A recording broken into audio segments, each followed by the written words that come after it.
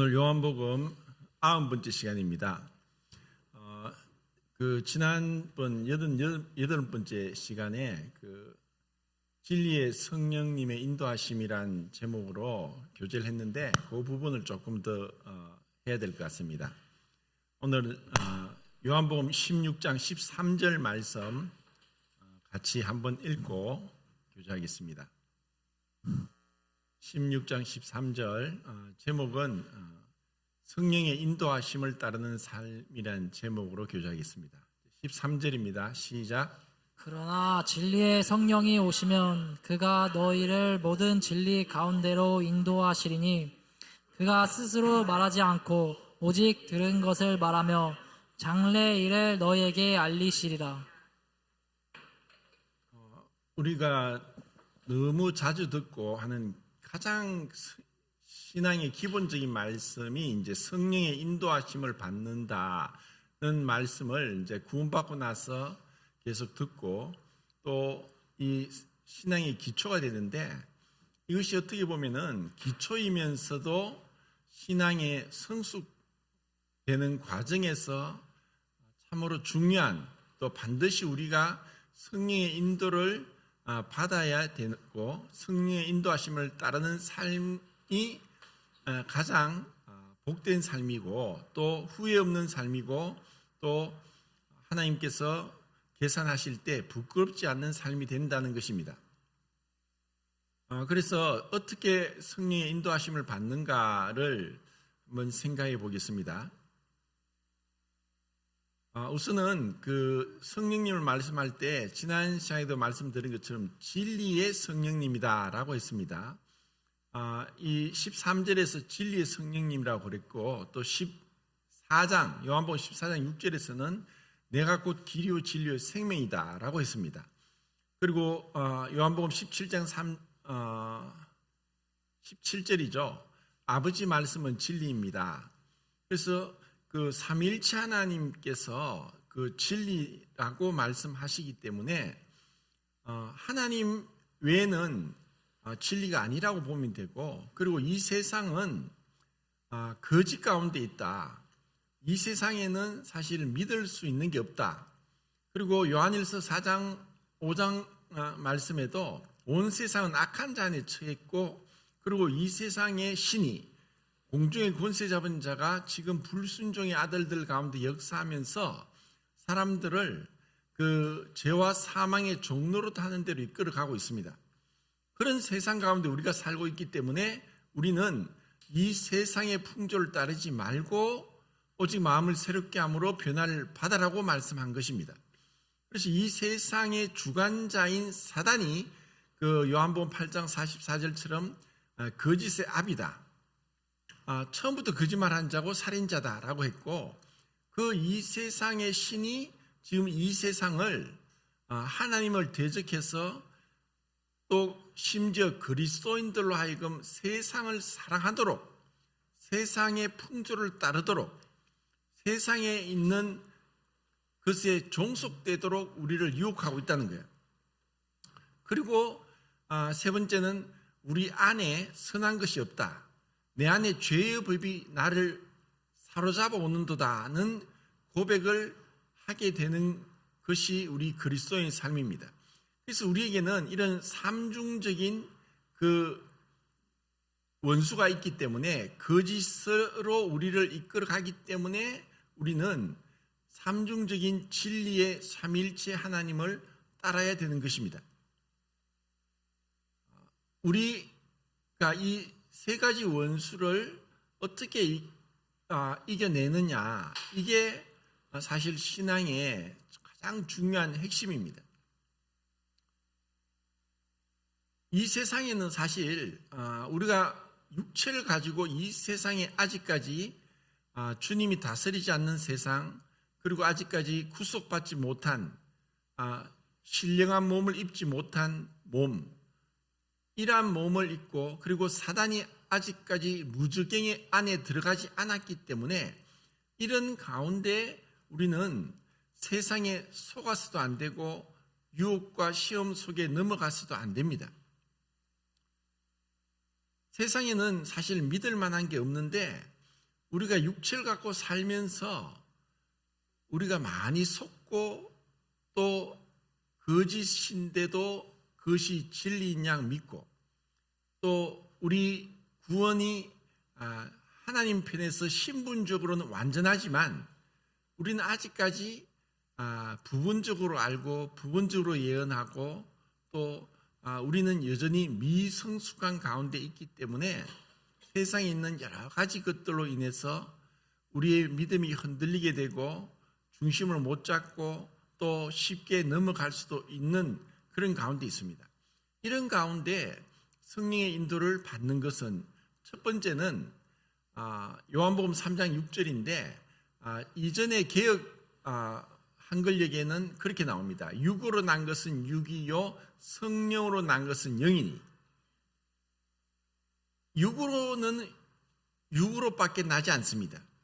첫사람 아담은 생명이 되었고 그리고 첫사람 아담은 땅에서 났습니다. 그렇기 때문에 첫사람 아담의 범죄함으로 인해서 우리 모든 사람은 육신의 죄악 가운데 출생했습니다. 그리고 그 육신으로 난 것은 아무리 능력 있고 아름답고 현명하고 지혜롭고 또 명철하다 할지라도 육입니다. 인간의 어떠한 능력도 인간에게서 나온 것으로는 하나님 앞에 무익합니다. 우리가 이러한 육신으로 난 것이냐 아니면 성령으로 말미암은 것이냐를 우리가 혹 구분을 못하고 혼돈 가운데 있으면서 우리 자신도 또 다른 사람이 행하는 것에도 우리가 헷갈릴 수도 있다는 것입니다. 육으로 난 것은 육이다. 열왕기하 5장에 보면은 유명한 사건이 있죠. 나만 장군이 문둥병이 깨끗하게 났습니다. 우리가 사실 그러한 그 기적을 그냥 성경을 통해서 보면서 별것 아닌 것처럼 대수롭지 않은 것처럼 이렇게 생각하는 것은 큰 착각입니다. 문둥병은 지금도 못 났습니다. 지금도 치료할 수 없어요. 지금도 완전히 이제 따로 구별해서 거주하도록 하는 겁니다. 약이 없어요. 그런데 그 엘리사의 말대로 그냥 문둥병이 나았다는 거죠. 그런데 그것을 직접 바로 옆에서 목격한 자가 엘리사의 종 게하시였습니다.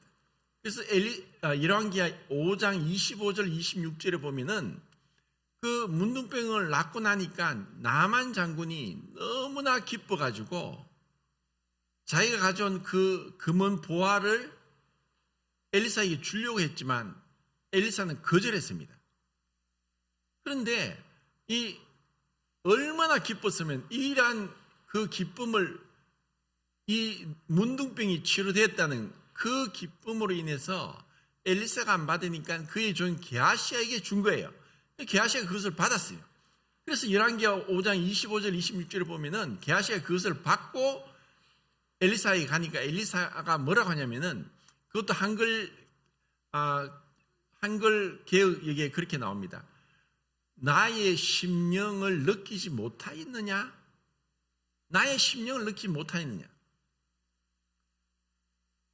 게하시는 그 엘리사라는 위대한 선지자 바로 옆에 있음에도 불구하고 그 엘리사의 영감, 능력, 그리고 하나님과 함께 하심, 그리고 기적 같은 그런 치유를 통한 하나님의 구원하심을 전혀 경험하지도 못했고 함께 참여하지도 못한 자였습니다.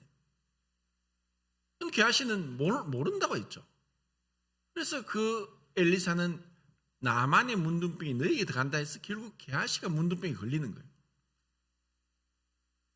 얼마나 안타깝고 비극적인 일입니까? 그러니까 이것을 예수님 당시에도 예수님께서 죽은 지 나흘이나 되어서 냄새가 나는 나사로를 말씀으로 나사로야 나오너라 해서 살렸어요. 그런데 그런 기적 같은 일을 행하셨는데도 불구하고 요한복음 11장에 보면은 그것을 지켜본 유대인들이 이러한 사실을 대제사장과 장로들에게 알려서 이것을 가지고 예수님을 죽이려고 하는 음모를 꾸미고 있는 거예요. 얼마나 기가 막힌 일입니까? 도대체 왜 똑같은 기적을 행했는데도 불구하고 이와 같은 일이 일어납니까? 그리고 가룟 유다 같은 경우도 3년 반을 예수님과 동거동락했어요. 예수님이 우리가 읽고 있는 복음서의 말씀들, 기적들, 또 그분이 행하신 모든 것을 가룟 유다가 다 바로 옆에서 살과 살이 맞대면서 지켜봤고 경험했고 거기에 있었던 자입니다. 그런데도 그는 믿지 않았다는 거예요. 기가 막힐 일이죠. 그래서 성령으로 난 것은 영이다. 성령으로 나지 않으면은 설사 그 예수님 바로 옆에서 그 기적을 체험했다 할지라도 그에게는 성령의 인도함을 받을 수 없다는 것입니다. 마치 요즘은 그런 게 없지만 제가 어릴 때는 서커스단 이런 것들이 많이 하기도 했고 또 TV도 보는 것 같은데 서커스 하면서 이제 어떤 원숭이를 훈련시키는데 원숭이에게 사람 옷을 입혀요. 그리고 학교에 가면 학생들이 책상도 있고 의자도 있는데 그걸 쭉 나열을 해놓고 원숭이들을 거기 앉혀놓아요. 그리고 칠판에다가 뭔가를 이렇게 가르치는 거예요. 그런데 어느 정도 흉내는 낼 수 있어요. 원숭이가 사람처럼 이게 조련사가 이렇게 하라 저렇게 하라, 원숭이나 사자나 코끼리나 어느 정도는 흉내내고 조련사의 지시를 따라 행할 수 있지만 원숭이에게 사람의 옷을 입히고 또 사람의 어떤 글을 가르치고 사람이 행하는 대로 행한다고 해서 원숭이가 사람이 되는 건 절대 아닙니다. 사람이 될 수가 없어요. 이것은 오늘날도 마찬가지예요. 교회 안에서 하나님 말씀이 증거되고 또 하나님 말씀이 선포되고 또 믿는 사람들이 구원을 받은 것에 대해서 찬양을 하고 예배를 드리고 말씀을 나누고 할지라도 성령으로 나지 않은 자는 마치 소기의 경읽기식으로 전혀 영향을 받지 못하는 거예요. 그래서 제가 오랫동안 이 목회를 하면서 아니 왜 그렇게 변화가 없을까? 아니 그렇게 배우고 가르치고 함께하고 했는데 왜 자꾸 엉뚱한 얘기를 하고 여전히 육신적으로 행동하고 전혀 자라질 못하고 마치 어린아이가 마땅히 이제 시간이 지나면서 처음에는 누워서 꼼짝 못한 아이가 뒤집기도 하고 기기도 하고 앉기도 하고 걷기도 하고 뛰기도 하고 말도 하고 그렇게 시간이 지나면서 자라는 게 정상인데 영적으로 같이 신앙생활을 하는데도 시간이 이렇게 지나고 흘렀는데도 어떤 일에 있어서 정말 얼토당토하는 전혀 믿음이 있는지 없는지도 모를 정도로 그런 불신의 말을 하고 불신적인 행동을 하고 이런 걸 볼 때 참 이해가 안 되는 게 있었다는 거죠. 그래서 그런 부분에 있어서 사실 우리 모임에서 이 구원을 마치 돌다리도 두들겨보고 건너라는 그 속담처럼 확인하고 점검하고 상담하고 또 간증 들어보고 하면서 사실 침례를 주는데도 그런데도 이 가운데 성령으로 나지 않은 자가 있을 수 있다는 것을 부인할 수 없는 거예요.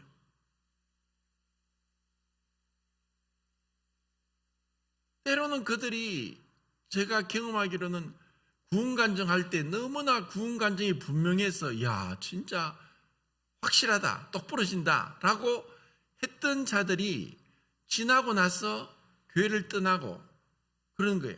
그래서 교회를 오지 않아서 또 찾아가고 또 교제하고 했을 때 분명히 그들이 구원간증할 때는 똑부러지게 분명하게 했는데 그들이 교회 안 나오고 세상 가고 있는 사람들을 만나서 두 부류가 있었어요. 한 부류는 마음의 갈등이 있어요. 아 그래 다시 교회로 가야 되는데 교회로 다시 돌아가야 되는데 여러 가지 어떤 육신의 연약함 그리고 환경의 어떤 그런 그 문제로 짓눌려서 마음은 원이로되 하면서 계속 세상 가운데 머물러 있는 자들이 있었고 또 어떤 자들은 분명히 똑부러지게 구원간증했는데 시간이 지나서 가보니까 교제해 보니까 전혀 믿는 게 아닌 거예요.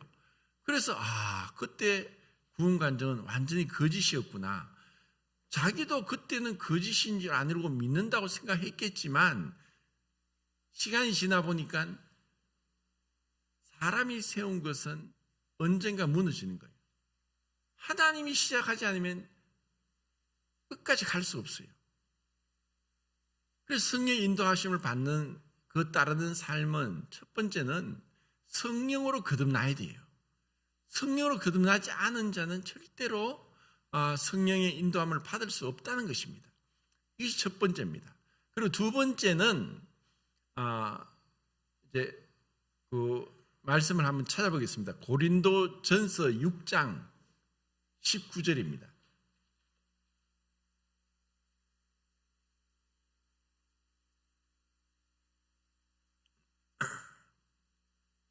자, 같이 읽겠습니다. 시작. 너희 몸은 너희가 하나님께로부터 받은 바 너희 가운데 계신 성령의 전인 줄을 알지 못하느냐? 너희는 너희 자신의 것이 아니라.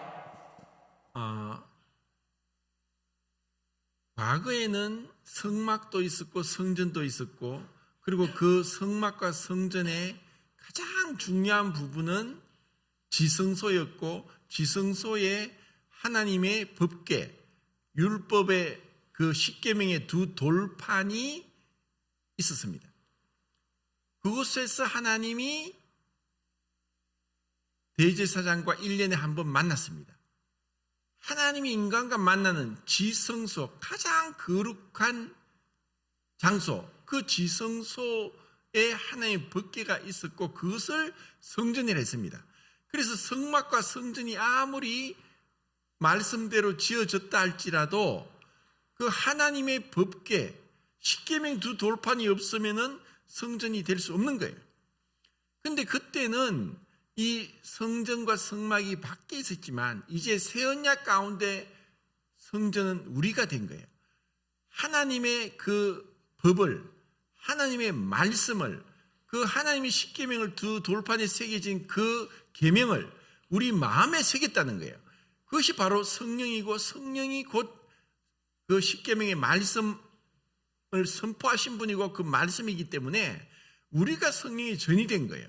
그래서 우리는 우리 것이 아니다는 거예요. 성령의 전이고 우리는 성전에서 성령 하나님을 모시고 그리고 하나님께서 함께 내주하시는 성전이 된 거예요. 우리가. 그러니까 내가 내 것이 아니라는 것을 깨닫는 것이 신앙의 첫 번째 발걸음입니다.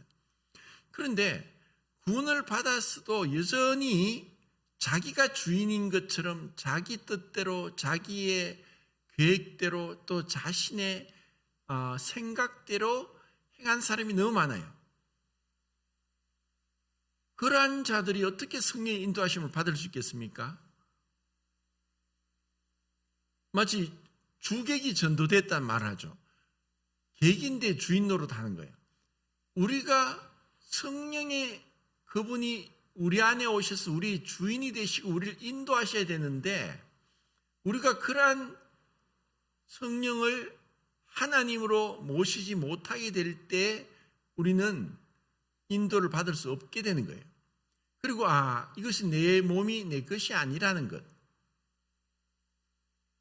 그것을 우리가 깨닫는다면은 우리의 몸을 어디에 두어야 될지, 내 몸으로 무엇을 해야 될지, 내 몸으로 어떠한 열매를 맺어야 될지를 알게 될 것이라는 겁니다. 자, 20절 고대 읽겠습니다. 시작.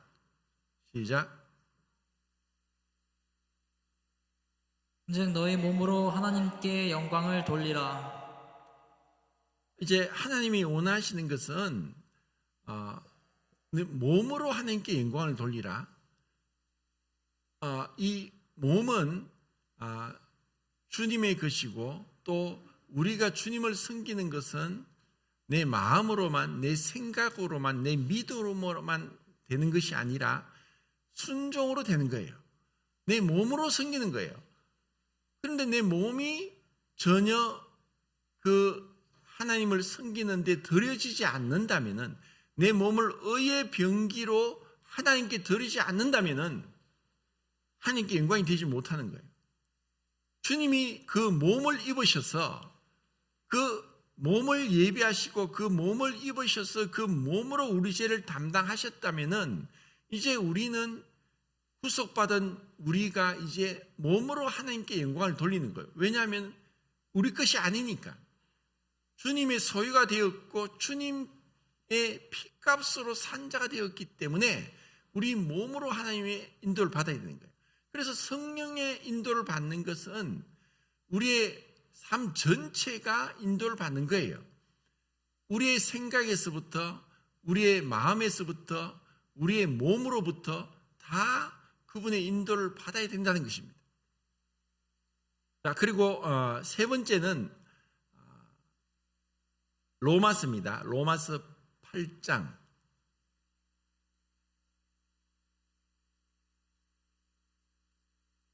14절입니다. 8장 14절.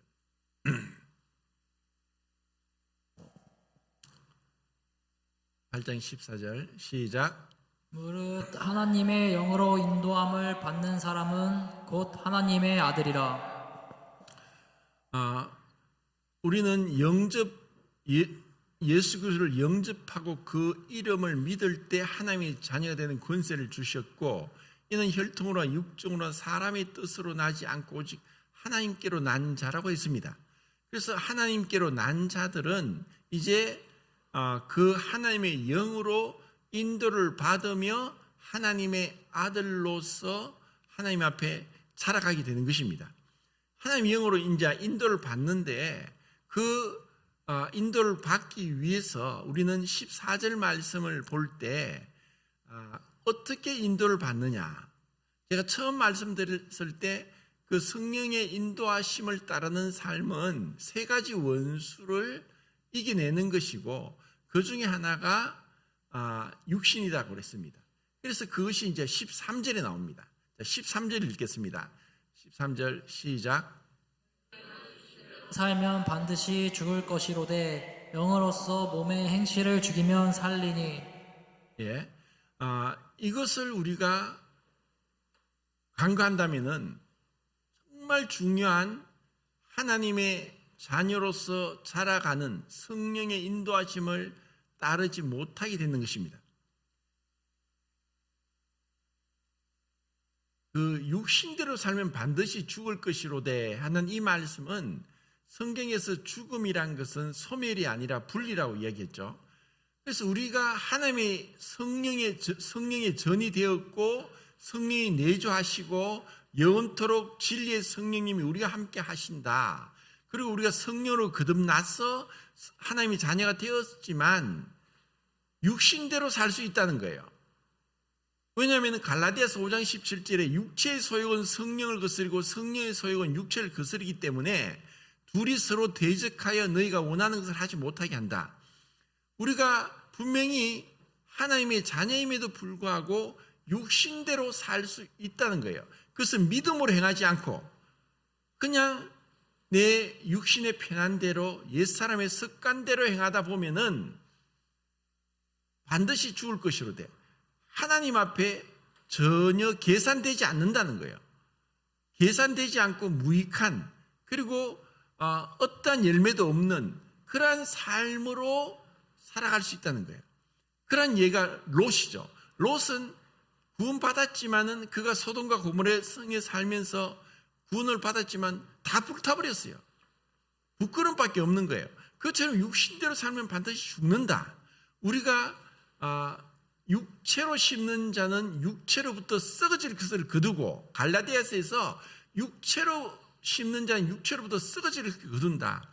그러니까 이 썩어진 것은 이 세상에 있는 것입니다. 이 세상에 있는 것, 그것으로서는 하나님을 기쁘시게 할 수 없는 거예요. 그래서 영으로서 하나님의 영, 성령으로서 몸의 행실을 죽이면 산다. 몸의 행실은 우리 안에 있는 옛사람 아담으로부터 내려온 것입니다. 그 아담으로부터 내려와서 이기적이고 욕심을 내고 사랑을 모르는, 그리스도를 닮지 않고 그리스도와 상관없는 그러한 몸의 행실이 우리에게도 있을 수 있다는 것을 말하는 거예요. 그래서 영으로서, 성령으로서 이러한 것들을 죽인다는 이 표현은 제가 누누이 말씀드린 것처럼 벗어버린다, 부인한다, 또 이것을 외면한다, 억제한다, 절제한다, 이러한 뜻이에요. 이러한 것을 영으로서 몸의 행실을 부인하고 절제하고 죽이고 외면할 때야, 그때야 비로소 우리는 하나님 앞에서 하나님의 영으로 인도함을 받을 수 있다는 거예요. 이것이 참 중요한 겁니다. 그리고 그 다음에는 15절 16절 읽겠습니다. 15절 16절 시작.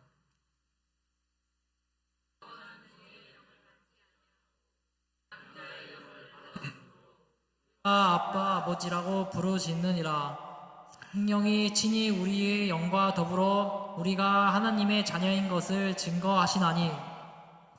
예, 이전 개역 한글에는 아바 아버지라고 했는데 그 원문에는 아바 아버지라고, 아바라고 나와요. 그래서 그 히브리어에는 아빠를 아바라고 했고 엄마를 뭐라고 했는지 압니까? 임마라고 했어요. 그래서 우리말하고 너무 비슷하죠, 그죠? 그러니까 사실 언어가 하나에서 나온 건 맞아요. 아바, 임마. 그러니까 하나님을 아빠, 아버지라고 부를 수 있는 자들이 되었고, 다시는 우리가 두려워하는 종의 영을 받지 아니하였다. 그 종은 뭔가를 계속 행해야 되는 거예요. 그리고 아무리 열심히 해도 눈치를 봐야 되고, 또 혹시나 내가 이렇게 했는데 하나님이 징계하지 않을까, 이런 두려움을 갖고 있어요. 지금 제가 직접 만나지는 못했지만 전화로 계속 1시간 이상 이렇게 복음 상담을 하는 사람이 있는데, 때로는 성경도 암송하고 또 예배도 참석하고 찬송도 하고 열심을 내는데 이 구원을 못 받으니까 한 번씩 내가 왜 이렇게 하지? 이렇게 해도 내 삶에 어떤 변화도 없는데 하고 갈등이 끊임없어요. 그러면서 뭐라고 하냐면은 정말 이게 성경 말씀이 두렵다는 거예요. 그러니까 히브리서 말씀에서 내가 하나님을 제대로 믿지 못해서 하나님으로부터 버림받고 저주를 받고 불사람이 될까 하는 그 10장 말씀을 보면 너무 두렵다는 거예요. 그래서 자기가 하나님을 볼 때 마치 피겨 선수를 코치하는 그 감독이 회초리를 들고 있다가 잘못하면 탁탁 회초리를 내리치는 그런 감독 같다는 거예요.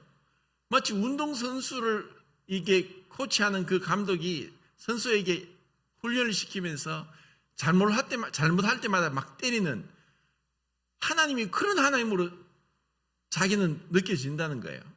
그러니까 정말 성경도 많이 암송하고 이게 얘기를 하다 보면 성경을 구약 성경, 신약 성경 모르는 것도 없고 많이 알아요. 많이 아는데 여전히 이 종의 영으로 두려워하는 거예요. 하나님을 친근하게 또 가까이 거리낌 없이 자연스럽게 정말 사랑스럽게 또 담대하게 그분을 바라보고 믿지 못하는 거예요. 이럴 수 있다는 거예요. 그래서 어떻게 보면은 한 면으로는 정말 이분이 그 구원을 받기를 갈망하면서 발버둥을 치는데 정말 복음을 계속 전하는데도 이게 안 받아들여지는 거예요. 그냥 하나님이 그렇게 두려운 거예요, 그냥.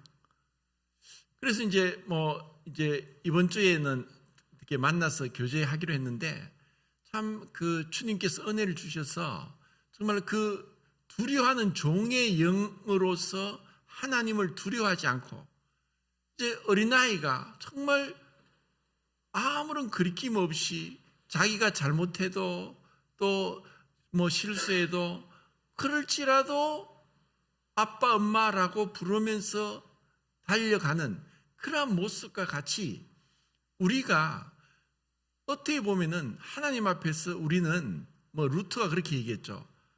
우리는 어린아이다. 하나님 앞에서 우리는 항상 어린아이예요. 우리가 아무리 잘한다고 할지라도 우리는 불완전해서 넘어지고 또 죄를 지을 수밖에 없고 또 내 마음에 이런 마음은 있지만 마음과 상관없이 육신대로 행할 때가 있다는 거예요. 그럴 때마다 우리는 은혜의 보좌 앞에 담대히 나가는 거예요.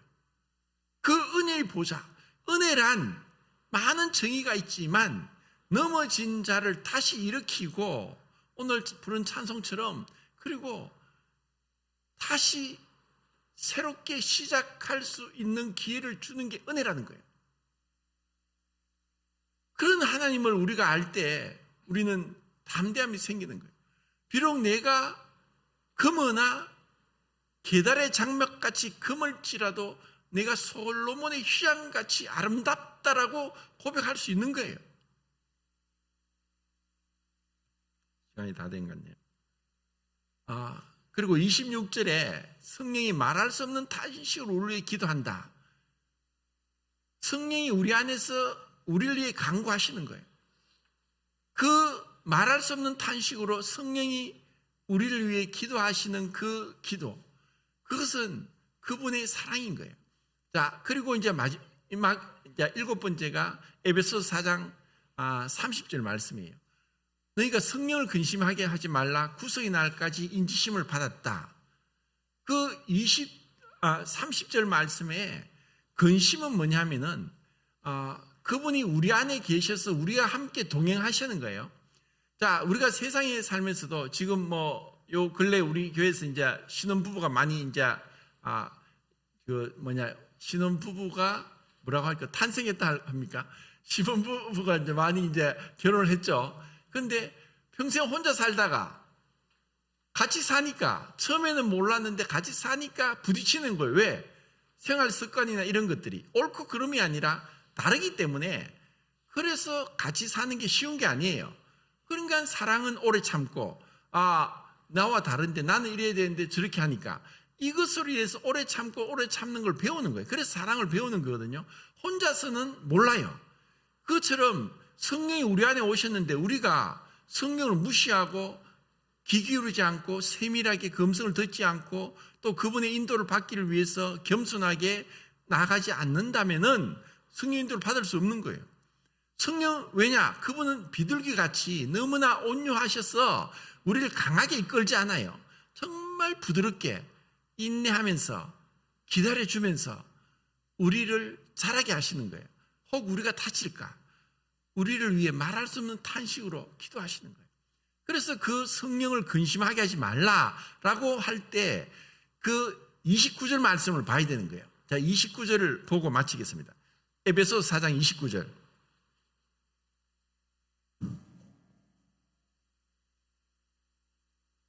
시작. 무릇 더러운 말은 너희 입 밖에도 내지 말고 오직 덕을 세우는데 소용되는 대로 선한 말을 하여 듣는 자들에게 은혜를 끼치게 하라. 이게 사실 간단한 것 같은데 쉬운 게 아니고 우리가 이게 말이라는 게 중요하고 아까도 봤듯이 몸으로 하는 게 영광을 돌리고 몸 중에서 한 부분이 입입니다. 그래서 듣는 것을 주의하고 보는 것을 주의하고 또 말하는 것을 주의해라. 성령을 근심하게 하는 것이 우리가 막 화가 난다고 막 화를 내고 이럴 수 있어요. 그래서 그 앞에 보면 또 분을 내어도 해가 지도록 분을 품지 말고 분을 품지 말라는 거죠. 그리고 분을 품었으면 해가 지도록 분을 품지 말고 회개하고 용서를 구하는 거예요. 그리고 우리가 화가 나더라도 정말 입술을 주의해야 되고 이렇게 우리 육신대로 해버리면은 이게 성령이 근심하는 거예요. 그리고 성도들도 다치는 거예요. 그래서 이것을 주님께서 은혜를 주셔서 우리의 몸으로 우리 모든 지체를 통해서 성령이 주인이 되셔서 우리가 그분을 겸손하게 따라가는, 그래서 성령 인도를 받는 그런 삶이 될 수 있기를 바랍니다. 이상입니다.